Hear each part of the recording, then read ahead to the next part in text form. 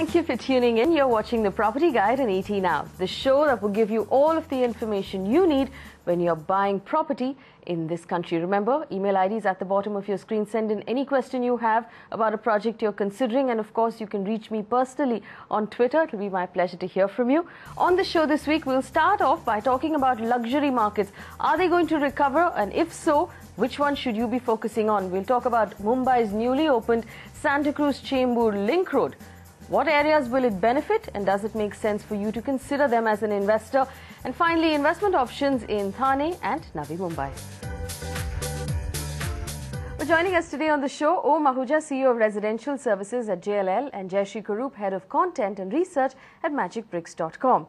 Now, this week, we're taking a very close look at the luxury real estate market in India. Now, the market we know has had a rough year so far, but is it ready to recover?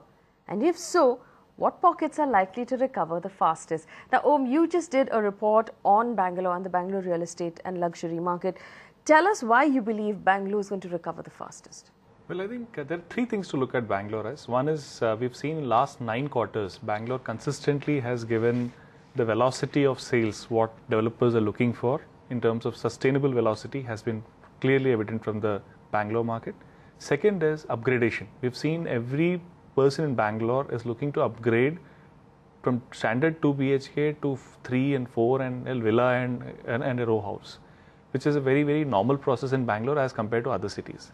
The third trend, which is very clearly visible in Bangalore, is luxury there in Bangalore is much more reasonable priced when compared to other cities in the country. And the way we see this luxury being priced in Bangalore with the kind of amenities and the luxury things being offered along with it, it's not just standard so-called managed luxury, it is actual luxury which is being offered. And it is 20 to 30% cheaper than any other part of the country. And so I'll quickly interrupt you. When you say actual luxury, what do you mean by actual luxury? There are many aspects to luxury. One is you have a location, which really matters. Address and the pin code really matters in this society. And that really comes along in Bangalore. It's affordable. As against any other city in India, where you really have to pay a peak price for the pin code and the right location. Luxury doesn't mean that you have a huge villa in outskirts of the city. It actually means when you are living inside the city, you have all those things which are coming along with luxury. Luxury means you have a nice deck, you have a nice living room, you also have a nice lobby, you have really a space for yourself. Lot more things attached to luxury. Luxury can't be just defined by having extra gadgets with you and automation with you and stuff like that. And so a concierge service. And a concierge service. So in Bangalore specifically, when you look at every detailing they go into, you see the ventilation in the staircase. That is very critical. If you see that in the landing space, when you land out from the elevator to your apartment, you see that should be a very, very spacious, lavish, much more lighted there. It's naturally lighted, not you need to have a tube lights there and bulbs there, but you need to see that kind of lavishness and luxury that attached to it. Third thing, most important point which we see is floor to ceiling height. Most of us ignore it. We've seen off late people are going into matchbox type of apartments and they call it luxury. But if you actually technically look in Bangalore, the floor to ceiling height is much more far superior when it compares to Indian standards. So all these things keeping in mind, there are many more things we can go and the list can go on. So tell me this, when you say the area or the pin code in Bangalore, up till now we've talked about Sarjapur Road, we've talked about Whitefield. Are we now talking about Alsur, Richmond, Vittal Malia Road? Are those areas where there are interesting projects for people to pick up? There are interesting projects in these areas and there are affordable projects in those areas. Define affordable. Affordability in a Bangalore, typically in an apartment, luxurious apartment, affordable in terms of when you're looking at people looking at a budget of 5 crore plus, you can still afford a luxury apartment with the right pin code. In a city like in Mumbai, Delhi, any other city you take it up, in Kolkata, 5 crore plus, you don't get it in the right pin code. I want to bring in Jayashree. Now, Jayashree, you have an entire website dedicated to the luxury segment.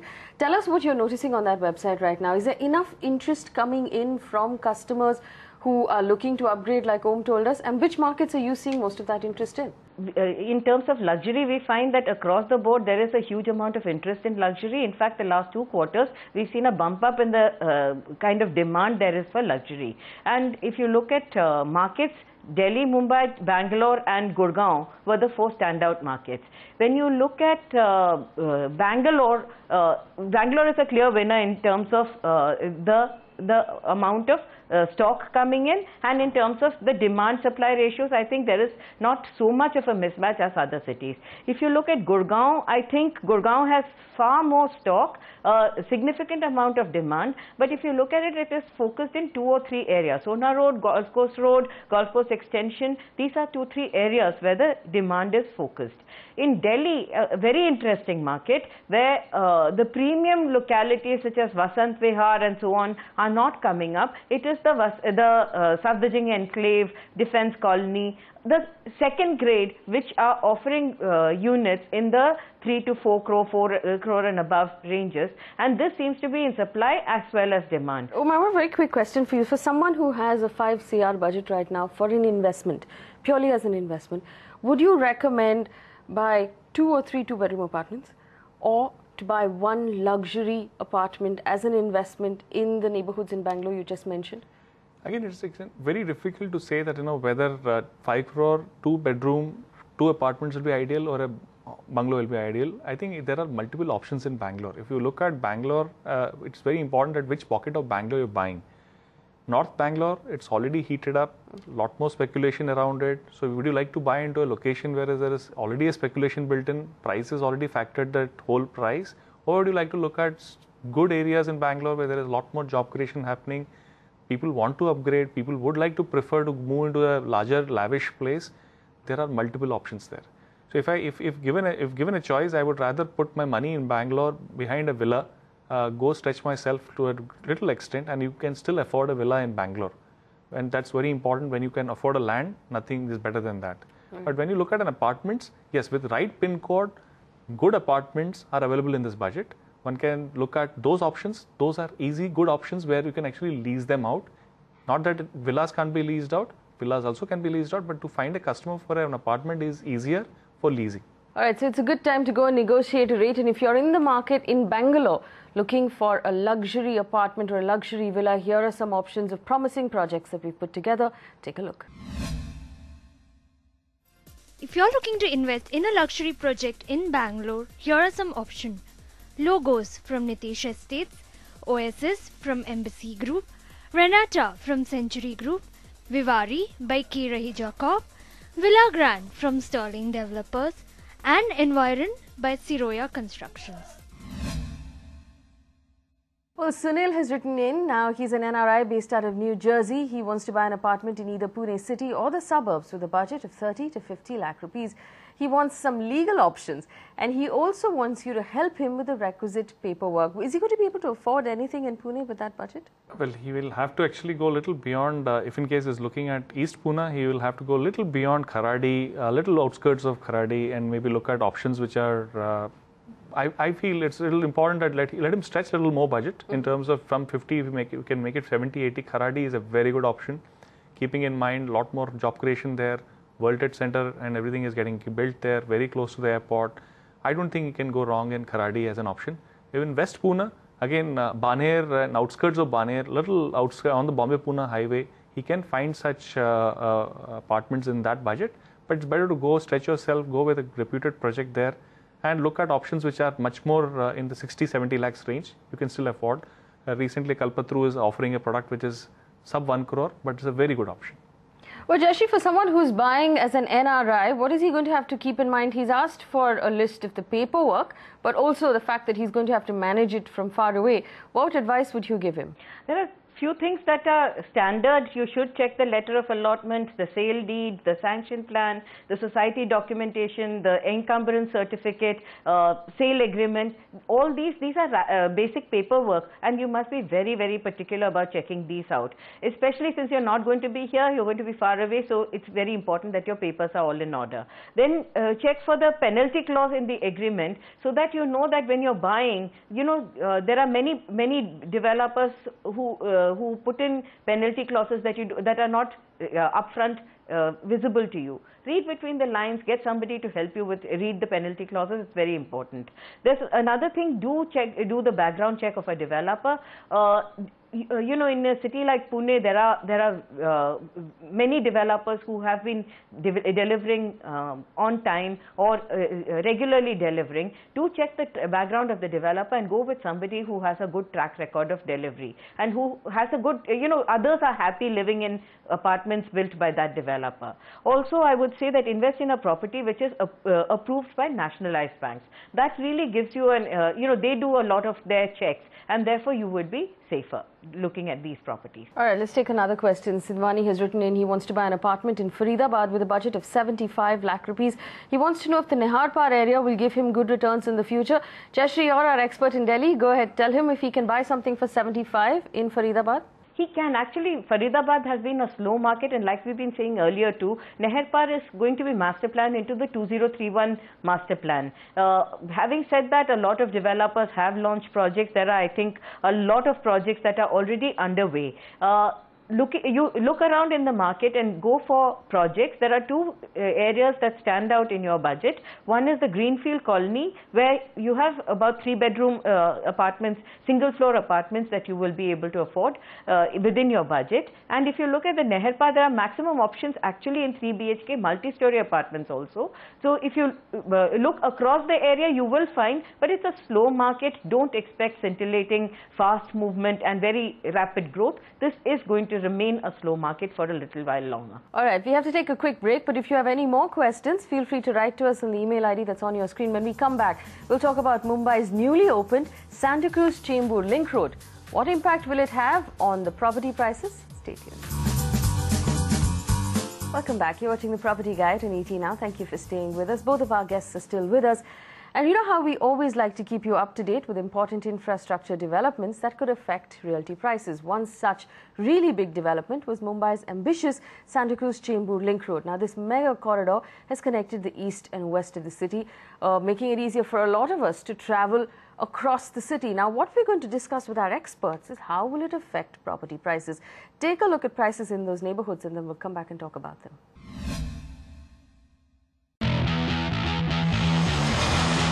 After an 11-year-long wait, the Santa Cruz Chembur Link Road has finally been thrown open to the public.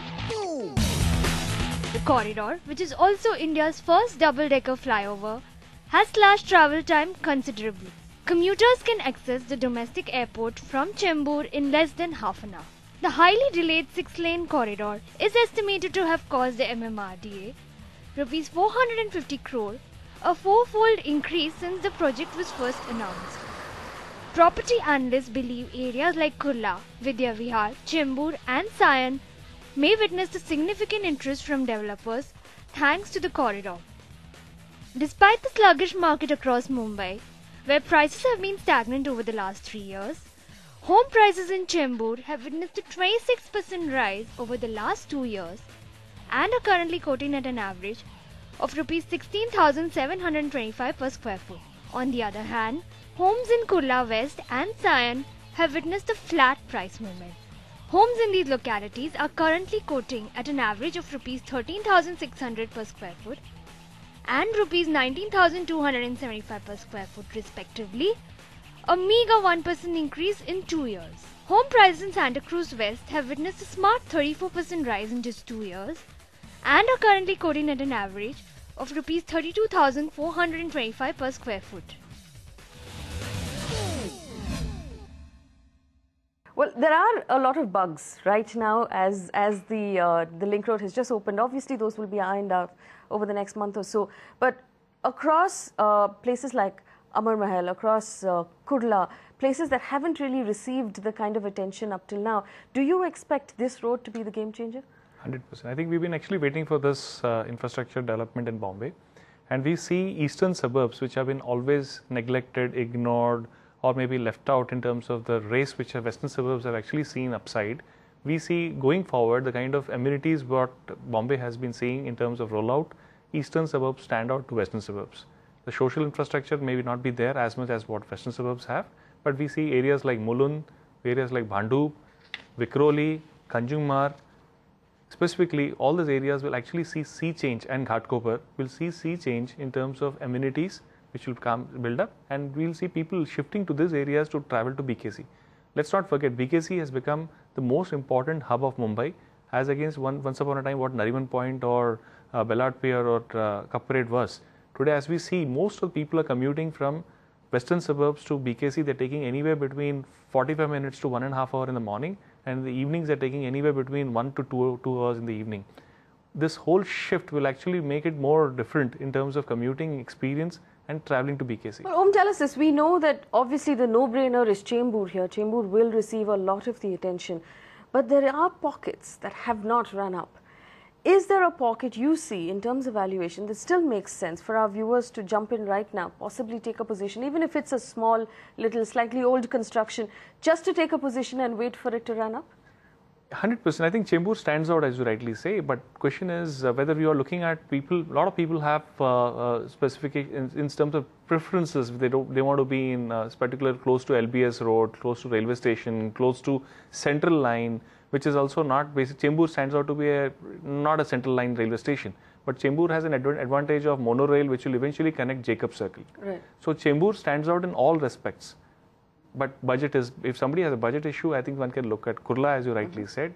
One can certainly look at zones like Vikhroli and Kanjumar, which are not currently the favorite spots, but eventually what we see is there's enough the breathing space what you really want in this kind of zones. Vikhroli gives you that and Kanjumar gives you that. I think these two locations are worth watching. For areas like Chembur, where there are gated communities possibly coming up, those making investments, what sort of a rental bump up can they expect now that they're only half an hour from BKC? Let me take the example of various infrastructure projects around the country and how they have impacted. If you take what happened to the metro in Delhi, you're seeing a 25% bump up in rental returns, up to 25% bump up in rental returns over a period of 6 months to a year. So a similar large infrastructure project, it's too early to say what kind of rental returns this will actually translate into, but I would say that you can expect between a 12 and 20% bump up in rental returns, because while capital markets are dependent on where you can purchase your property, a rental user will go where convenience is. And with such a large infrastructure project, which makes, especially a transport project, normally a 10 to 12% bump up in rental returns happens in the next 2 to 3 months, and in about 6 to 8 months you would see about a 15 to 20% rise in rental returns. All right, so there's plenty to look forward to on the Santa Cruz-Chembur Link Road corridor. Here are some investment options of projects that are coming up across that corridor. Take a look. If you're looking for a home around the Santa Cruz-Chembur Link Road, here are some options. In Chembur, Anantya by the Vadva Group, Oculus by the Ekta Group, Central by Godrej Properties, Harsh Angan by Tridhatu Developers. In Kurla, Kohinoor City by Kohinoor Group. In Sion, Residency by ZS Housing and Construction. And in Santa Cruz, Ilanza by Shamik Enterprises. Binoy has written in, he owns a 2-bedroom apartment at Call Heritage City in Vasai. Is currently paying an EMI of 13,500 rupees every month. He tells us, unfortunately, the rent from the apartment is only about 6,500 rupees a month. So he's a little disappointed.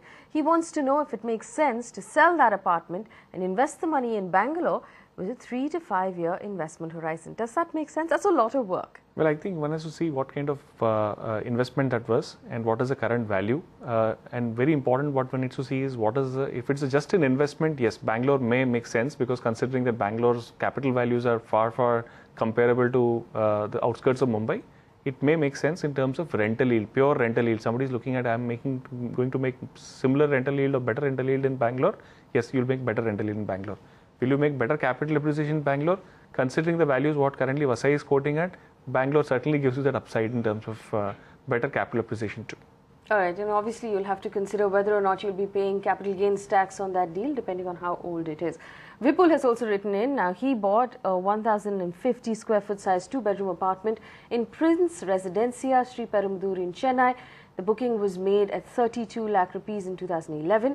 Is it the right time to sell the flat, and at what price should I sell it? Jeshri, if you look at the website right now, what price would he get for that flat right now?